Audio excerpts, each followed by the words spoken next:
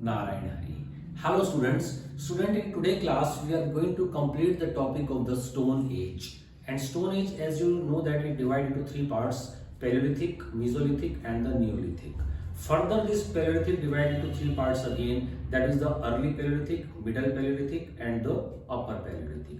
तो स्टूडेंट्स पहले हम क्या करेंगे, इसको मैं एक आपको स्टोरी की फॉर्म में बताऊंगा. हम कंपेयर करेंगे अर्ली पैलियोलिथिक एज को, हम डिस्कस करेंगे पैलियोलिथिक एज में क्या क्या इंपॉर्टेंट इवेंट्स हुए और वो मेसोलिथिक एज में कैसे कन्वर्ट हुआ और मेसोलिथिक एज फिर नियोलिथिक से कैसे कंपेयर हो सकती है. तो जब हम इसको तीनों को कंपेयर फॉर्म में करेंगे, स्टोरी फॉर्म में, then it will be very much easy for you people to understand the whole stone age in very much brief. So first let us divide this paleolithic age itself into the three phases. तो students जो paleolithic age जो थी वो आपको मालूम है कि तीन पार्ट में डिवाइड थी: अर्ली, मिडल और अपर.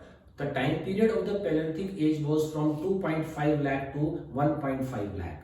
तो 2.5 लाख टू 1.5 लाख का जो पीरियड था, that was the whole period of the Palaeolithic age. तो पैलियोलिथिक एज में it was the first, it was the lower. अब जो लोअर पैलियोलिथिक एज थी, that was the ice age भी उसको बोला जाता है. और यहाँ पर जो ये पीरियड था इसका, वो प्लीस्टोसिन पीरियड था. और ह्यूमन बीइंग का जो इवोल्यूशन हो रहा था, ह्यूमन बीइंग यहाँ तक आते आते पिथेकेंथ्रोपस फॉर्म में इवॉल्व कर गए थे. तो इसमें इंपॉर्टेंट वर्ड्स क्या आपको याद रखने हैं, आइस एज थी. और इसका जो टाइम पीरियड है लोअर पैलियोलिथिक का, वो है 2.5 lakh to 1.5 lakh. Middle paleolithic है 1.5 लाख टू 40,000 और अपर पैलियोलिथिक एज है 40,000 टू 10,000. तो पैलियोलिथिक एज जो थी ये कंप्लीट थी 10,000 तक. कहां से स्टार्ट हुआ, 2.5 लाख से 10,000 तक का पीरियड कंप्लीट पैलियोलिथिक का है, जो तीन पार्ट में डिवाइड है. 10,000 से लेकर 4,000 तक है मेसोलिथिक और 4,000 ऑनवर्ड्स चैल्कोलिथिक. और नियोलिथिक और चैल्कोलिथिक दोनों साथ साथ चलेंगी. तो ये तो इनका टाइम डिवीजन हो गया. तो अब लोअर पैलियोलिथिक को अगर आपको जस्ट याद रखना है तो आप उसको क्या क्या पॉइंट्स उसके अंदर याद रखेंगे. फर्स्ट पॉइंट है प्लीस्टोसिन. इस टाइम जो अर्थ की जो फेज चल रही थी वो प्लीस्टोसिन पीरियड था और पूरा इसमें प्लीस्टोसिन पीरियड रहा पैलियोलिथिक एज के अंदर. होलोसिन पीरियड स्टार्ट हो जाएगा हमारा मेसोलिथिक एज में जाकर, जो अभी हमारा 10,000 से जो आज की हमारा करंट पीरियड चल रहा है. तो पहला प्लीस्टोसिन आप याद रखें. और जो ह्यूमन बीइंग का जो इवोल्यूशन हुआ था एप्स से, तो एप्स से जो इवोल्यूशन हुआ लोअर पैलियोलिथिक आते आते वो पिथेकेंथ्रोपस बन चुके थे. तो पिथेकेंथ्रोपस मैन थे और ये स्कैवेंजर्स होते थे. स्कैवेंजर्स का मतलब वो हंटिंग नहीं करते थे.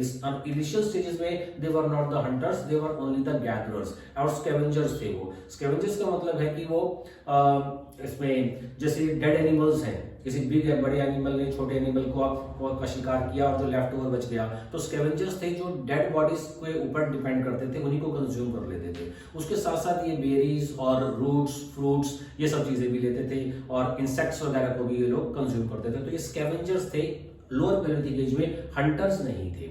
और जो इनके टूल्स थे, अब माइंड भी इनका पूरा डेवलप नहीं था क्योंकि होमोसेपियंस तो बने नहीं है अभी. ये पहले तो निएंडरथल बनेंगे फिर जाके होमोसेपियंस बनेंगे. तो अभी ये पिथेकेंथ्रोपस थे.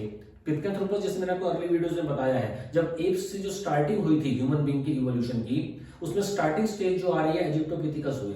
इजिप्टोपिथिकस से फिर हम लोग रामापिथिकस, ऑस्ट्रेलोपिथिकस, जिंजैंथ्रोपस, पिथेकेंथ्रोपस. तो ये जो स्टेज थी लोअर पैलियोलिथिक तक, ये पिथेकेंथ्रोपस में आ चुके थे. फिर बाद में होमोसेपियंस तक जाएंगे. तो इसमें क्या था, एक तो प्लीस्टोसिन एज इंपॉर्टेंट है, आइस एज थी, और ह्यूमन बीइंग जो इवोल्यूशन के फॉर्म में थे वो पिथेकेंथ्रोपस बन चुके थे. इनके जो टूल्स होते थे वो तीन इंपॉर्टेंट टूल्स थे जो क्वार्टजाइट स्टोन के बने थे. तो स्टोन कौन सा था, क्वार्टजाइट था. और मिडल पैलियोलिथिक में जाके मेसोलिथिक में जाकर वो डिफरेंट हो जाएगा. अभी हम उसको टेबल फॉर्म में डिस्कस करेंगे. तो टूल्स जो होते थे इनके चॉपर्स थे, एक्सिस थे और क्लेवर्स होते थे. तो चॉपर्स क्योंकि इनको, और वो क्रूड स्टोन के बने होते थे. लोअर पैलियोलिथिक, मिडल पैलियोलिथिक और अपर पैलियोलिथिक, इन सब में अलग अलग स्टोन्स यूज हुए हैं. जैसे अर्ली पैलियोलिथिक एज के अंदर जो स्टोन था वो कोर होता था, CORE, कोर, क्योंकि वो पोर्शन होता था स्टोन का जो सबसे ज्यादा स्ट्रांग होता था. तो इसमें ये चॉपिंग करते थे. इनका माइंड ज्यादा डेवलप नहीं था और ये उस टाइम चॉपर्स को चॉपिंग करते थे, फ्लैश को, एनिमल के फ्लैश को, और चॉप करके उसको कंज्यूम करते थे. मिडल पैलियोलिथिक एज जो आई वो 1.5 लाख से 40,000 तक थी. और अर्ली थी वो थी 2.5 लाख टू 1.5 लाख. उसमें आपको जो इंपॉर्टेंट पॉइंट्स याद रखने हैं वो प्लीस्टोसिन है, पिथेकेंथ्रोपस है, स्कैवेंजर्स हैं और इनके इंपॉर्टेंट टूल्स याद रख लीजिएगा. That's all. आफ्टर दैट मिडोलिथिक में, मिडल पैलियोलिथिक एज के अंदर 1.5 लाख टू 40,000 था. अब इसमें जो इंडस्ट्री थी इनकी वो फ्लेक इंडस्ट्रीज थी.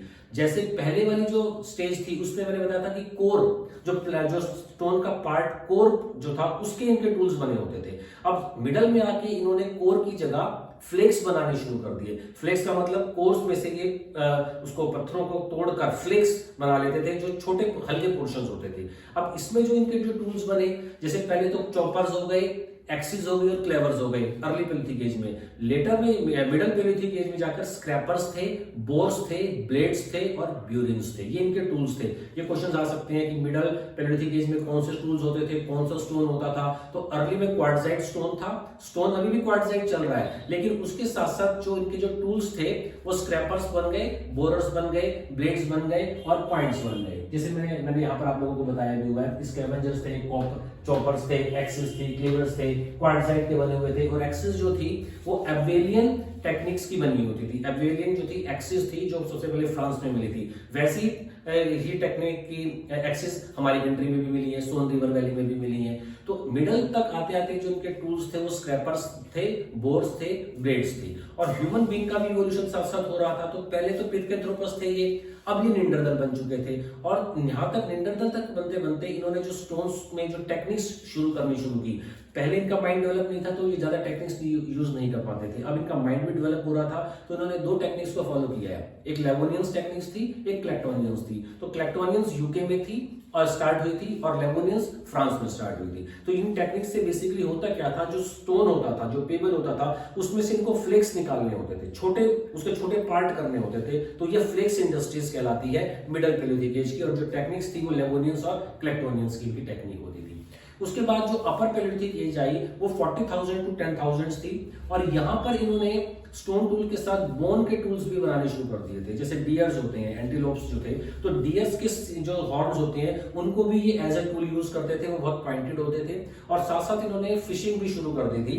और फिशिंग के लिए हार्पून टूल्स ये लोग यूज करते थे। तो फिश को पकड़ना, उसके लिए ज्यादा माइंड और ज्यादा स्किल्स चाहिए एज कंपेयर टू जो पहले जो हंटिंग करते थे। तो अब इनकी जो हंटिंग थी वो थोड़ी स्पेशलाइज्ड हो गई थी क्योंकि इनका माइंड भी डेवलप हो गया था। तो it was all about the Palaeolithic age, जिसमें हमने 3 पॉइंट डिस्कस किए हैं, अर्ली पैलियोलिथिक, मिडल पैलियोलिथिक और अपर पैलियोलिथिक। तो मिडल में, अपर में और लोअर में ह्यूमन बीइंग किस स्टेज में आ चुके थे? पिथेकेंथ्रोपस थे, प्लीस्टोसीन स्टेज थी।